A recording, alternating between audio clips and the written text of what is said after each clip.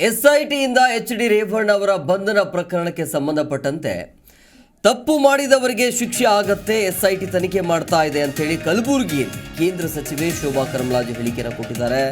ಮಹಿಳೆಯರ ಮೇಲೆ ದೌರ್ಜನ್ಯ ಎಸಗಿದವರಿಗೆ ಶಿಕ್ಷೆ ಆಗಬೇಕು, ತಪ್ಪು ಮಾಡಿದರೆ ಶಿಕ್ಷೆ ಕೊಡೋದಕ್ಕೆ ಸರ್ಕಾರ ಕಾದು ನಿಂತಿದೆ, ಆದರೆ ತಪ್ಪು ಮಾಡಿದವರಿಗೆ ಶಿಕ್ಷೆ ಆಗಲೇಬೇಕು ಅಂತೇಳಿ ಕಲಬುರಗಿಯಲ್ಲಿ ಶೋಭಾ ಕರಂದ್ಲಾಜೆ ಈ ರೀತಿಯಾಗಿ ಹೇಳಿಕೆಯನ್ನು ಕೊಟ್ಟಿದ್ದಾರೆ. ನಿನ್ನೆ ಎಸ್ಐಟಿ ಟೀಮ್, ಎಸ್ಐಟಿ ಅಧಿಕಾರಿಗಳು ಎಚ್.ಡಿ. ರೇವಣ್ಣ ಅವರನ್ನು ಅರೆಸ್ಟ್ ಮಾಡಿದ್ರು. ಆ ಪ್ರಕರಣದ ವಿಚಾರವಾಗಿ ಮಾತನಾಡಿದ್ದಾರೆ. ಯಾರು ತಪ್ಪು ಮಾಡಿದಾರೋ ಅವರಿಗೆ ಶಿಕ್ಷೆ ಆಗಬೇಕು.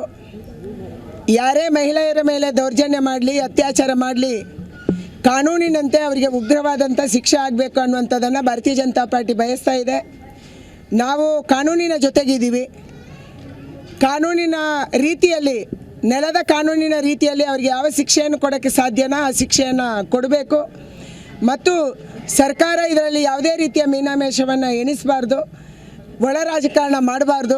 ಇದು ನಮ್ಮ ಅಪೇಕ್ಷೆ ಇರುವಂಥದ್ದು. ಅದಕ್ಕಾಗಿ ಉಪ್ಪು ತಿಂದವರು ನೀರು ಕುಡಿತಾರೆ, ತಪ್ಪು ಮಾಡಿದವರಿಗೆ ಶಿಕ್ಷೆ ಆಗುತ್ತೆ. ರೇವಣ್ಣ ಅವರನ್ನೇ ಅರೆಸ್ಟ್ ಮಾಡಿದ್ದಾರೆ. ತನಿಖೆ ಆಗಬೇಕು, ತನಿಖೆಯ ಆಧಾರದಲ್ಲಿ ಶಿಕ್ಷೆ ಆಗಬೇಕು. ಎಸ್ಐಟಿ ಆಗಿದೆ, ಅರೆಸ್ಟ್ ಆಗಿದ್ದಾರೆ, ಕೋರ್ಟ್ ಇದೆ, ನೆಲದ ಕಾನೂನು ಇದೆ.